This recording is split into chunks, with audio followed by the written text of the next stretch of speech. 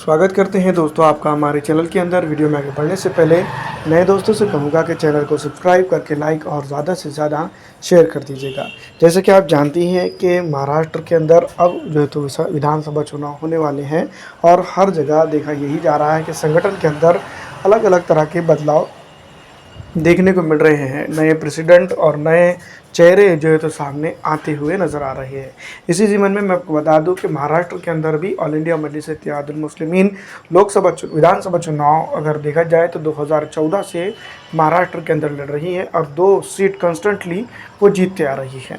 पहले 2 सीट की अगर हम बात कर रहे हैं तो भाईकला और औरंगाबाद मध्य, उसके बाद अगर हम बात करें तो धुले और मालेगांव की सीट पर कब्जा जमाते हुए ऑल इंडिया मजलिस-ए-इत्तेहादुल मुस्लिमीन ने कई एक प्रत्याशियों को जो तो सेकंड और थर्ड की पोजीशन में लाकर खड़ा कर दिया था।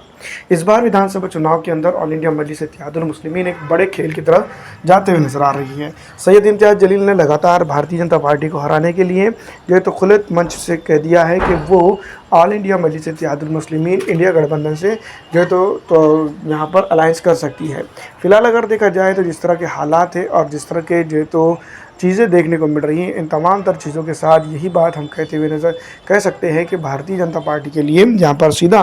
जो है तो नुकसान हो सकता है। अगर ऑल इंडिया मजलिस-ए-इत्तेहादुल मुस्लिमीन को इंडिया गठबंधन के अंदर शामिल कर लिया जाता है तो इंडिया गठबंधन की अगर हम बात करें तो फिलहाल इंडिया गठबंधन में आपको बता दूं कि पूरी ताकत से यहाँ पर जो है तो चुनावी तैयारियों में लगा हुआ है। और सीधी तौर पर अगर हम बात करें भारतीय जनता पार्टी की तो भारतीय जनता पार्टी के लिए यहाँ पर पूरी तरह से मैं आपको बता दूँ कि पिछड़ता हुआ बना नज़र आ रहा है। वजह साफ है, भारतीय जनता पार्टी पिछले विधानसभा चुनाव के अंदर जिस तरह से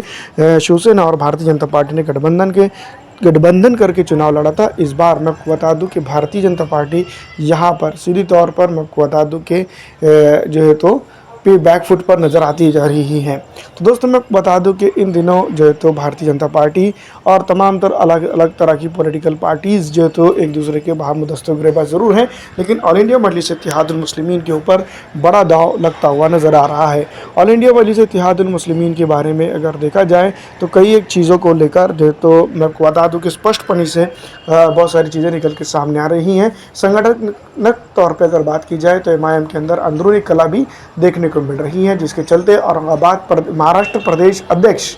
सैयद इम्तियाज़ जलील ने मुंबई प्रदेश अध्यक्ष को हटा दिया है। वहीं मैं आपको बता दूं कि बताया ये भी जा रहा है कि इस बार विधानसभा चुनाव की अगर हम बात करें तो भारतीय जनता पार्टी के लिए अगर जो है तो MIM गठबंधन कर लेती है इंडिया गठबंधन से तो भारतीय जनता पार्टी को बड़ा झटका दे सकती है, क्योंकि पिछली दफ़ा 44 सीटों तकरीबन MIM ने लड़ी थी और जो है तो कई एक सीटें सेकंड नंबर की पोजीशन पर रही थी। इस बार विधानसभा चुनाव काफ़ी मुश्किल हो सकते हैं, लेकिन देखना ये होगा कि भारतीय जनता पार्टी और ऑल इंडिया मजलिस-ए-इत्तेहादुल मुस्लिमीन और इंडिया गठबंधन क्या सूझबूझ से आगे बढ़ते हैं। फिलहाल इस वीडियो में इतना ही। अच्छी लगने पर लाइक और ज़्यादा से ज़्यादा शेयर कर दीजिएगा।